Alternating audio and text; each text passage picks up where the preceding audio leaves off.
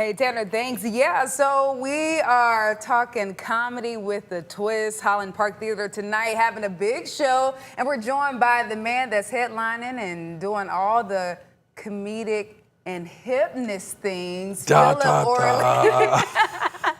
Good morning, Philip. How are you? Flip. Yeah. See, wow. I got you. That was comedy. That was being funny. Give me one of those. Hello. How you doing, all right, Deja? Flip, how are you? Thanks for joining us this morning. Well, thanks for having me. I appreciate it. Okay, so you are a comedian hypnotist. Yes.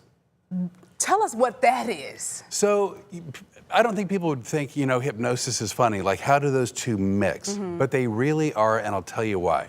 I asked for volunteers to come out of the audience. I won't pick anyone. So the people get up there, some get hypnotized, some may not. But here's the thing. I think that people really forget how funny they are, creative and interesting they are, because they sort of get caught up doing their lives, right? You wake up, you go to work, you come home, you take care of your kids, you do whatever you do, but within our minds, we have all this creativity and imagination. Hypnosis is a great tool for bringing that out. So if you're on stage, you know what you're doing the whole time, and people are like, I can't believe I said that, thought that, did that, that's amazing. And the audience the whole time is sitting there thinking, oh my gosh, like, are they professional actors? I wonder what I would have thought or felt if I was up there. So it's really fun for everyone.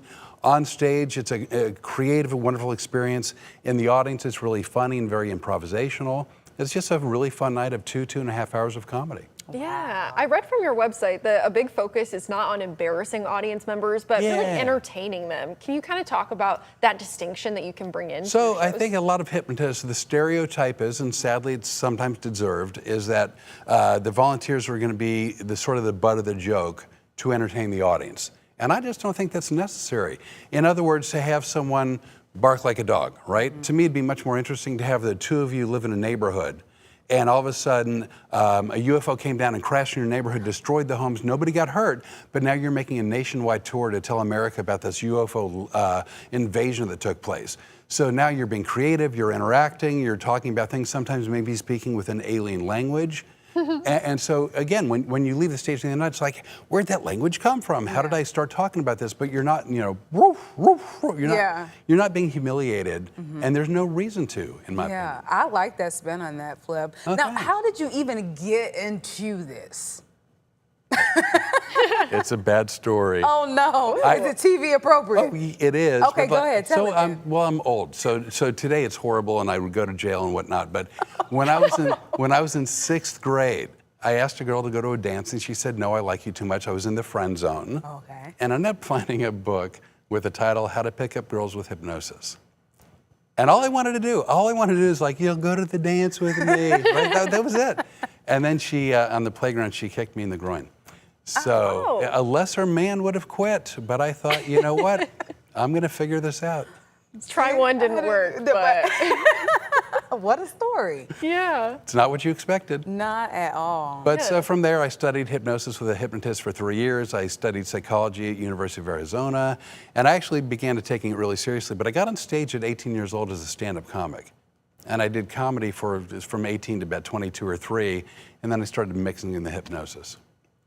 Wow, it's incredible to hear, because this is not a path that I feel I've heard many people. Yeah. I've heard of people being comedians. I've definitely heard quite a few of those stories. Sure. The hypnosis angle on it, very interesting. How do you become a hypnotist? Hypnotist, there we go. Yeah, so I mean, I'd been through like my late teens and my early 20s, I was working with people privately, right? By the way, this is not the international symbol for hypnosis, but I pretend it is. Okay. Like, oh, you're gonna sleep better at night, right? Oh, you're gonna play better sports, whatever it is. Because everything starts within your mind, right? So hypnosis helps your mind, which will help you to do things better.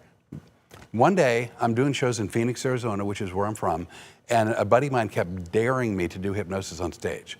And on a dare, I ended up calling a club owner and asked if I could try it out.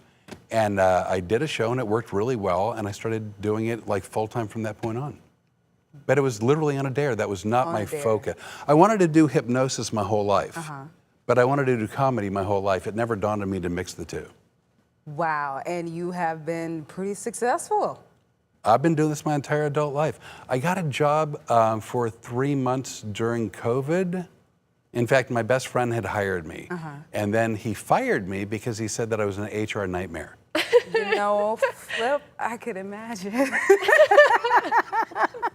But I'm sure during that COVID era time, the entertainment was really good. Talking about the entertainment in the show tonight, give us the details on that. So it's at the Park Theater in Holland, and I believe showtime is 7:30. I want to say it's 7:30. Okay. From there, I will get up and I'll do 20 to 40 minutes of stand-up comedy. At some point, I'll ask for volunteers.